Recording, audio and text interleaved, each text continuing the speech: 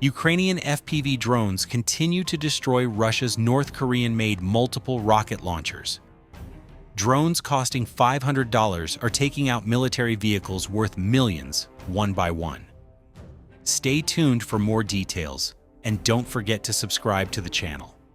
June 27, 2025.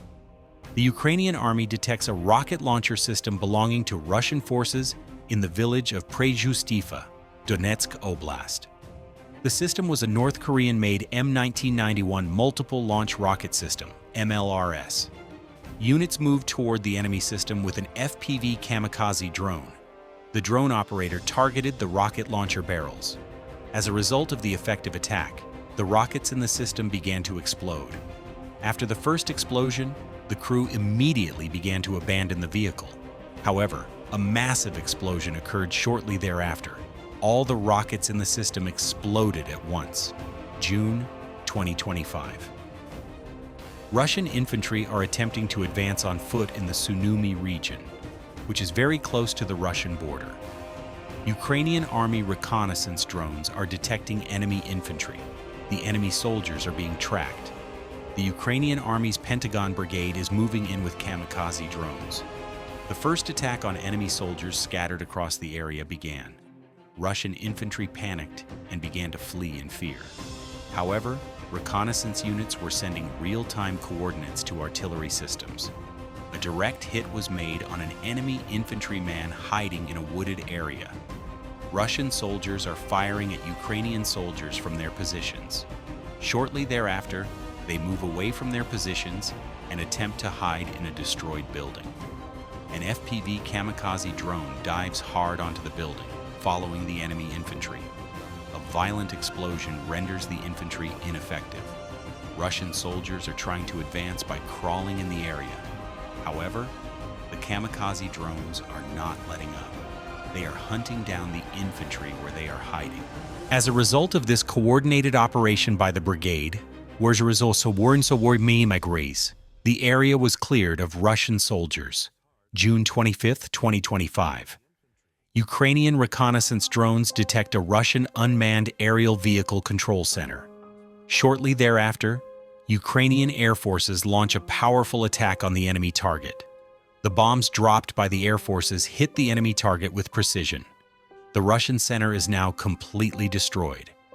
Thanks to the successful work of the reconnaissance units, the enemy's attempts to attack with unmanned aerial vehicles have also been thwarted. The enemy has now abandoned large-scale attacks and turned to a tactic of infiltrating in small groups. However, Ukrainian defense lines responded harshly to this silent advance. FPV kamikaze drones launched fierce attacks on enemy targets.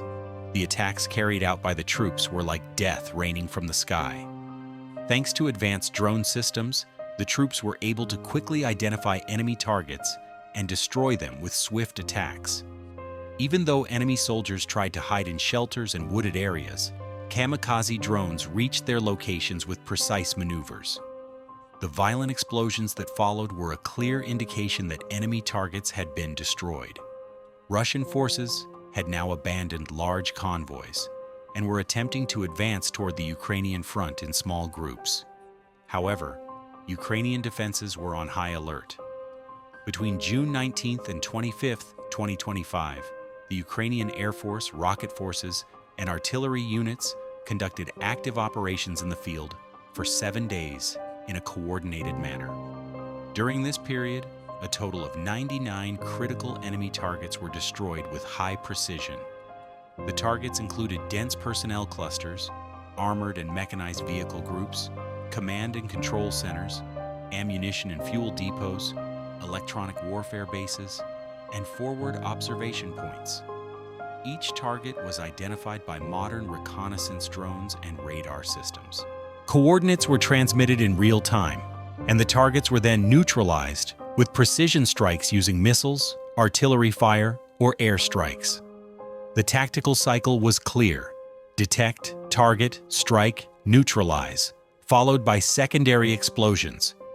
During the attacks, HIMARS systems, JDM munitions, and Excalibur guided artillery shells stood out. Large-scale chain explosions occurred during the strikes on ammunition depots.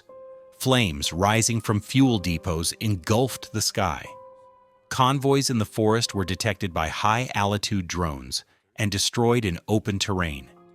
Many targets were destroyed by successive waves of attacks.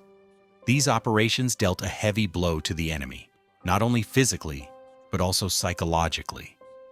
Russian soldiers on the front lines realized that their rear lines were no longer safe. The radio recordings echoed with voices of panic.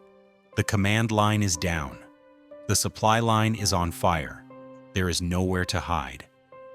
Morale collapsed at every point where the defense broke down. The modern Western-made weapons used by the Ukrainian army rendered the Soviet-era defense systems ineffective. Old shelters and concrete structures could not withstand the new generation of guided munitions.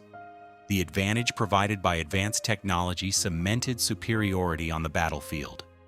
This 7-day period once again demonstrated to the world the striking power, coordination skills, and technological level of the Ukrainian defense forces on the battlefield. The neutralization of a total of 99 separate targets proved that no detail was overlooked in this war, and that the resolve to fight continues. This is not just a number. It is the sum of every blow struck for freedom. Ukraine's defense is not taking a breath. The fight continues. Victory is shaped by discipline and coordination and belief. Russian-origin soldiers fighting as volunteers in the Ukrainian army carried out an operation on a building. Following intense clashes in the village of Kundra-Shivka in the Kharkiv region, they targeted a specific structure. The operation began with a direct RPO Shmel anti-tank rocket strike on the roof of the building. After the explosion, the structure partially collapsed and the Russian soldiers inside scattered in panic. RDK forces quickly moved inside after destroying the roof of the building. A Russian soldier attempting to hide under the rubble was detected by an FPV drone. When the operators realized the soldier was alive, a second attack was not carried out. During the final cleanup inside the building, RDK forces captured a Russian soldier who had raised his hands in surrender. The soldier surrendered without physical resistance and was quickly transported to a secure area for questioning. What?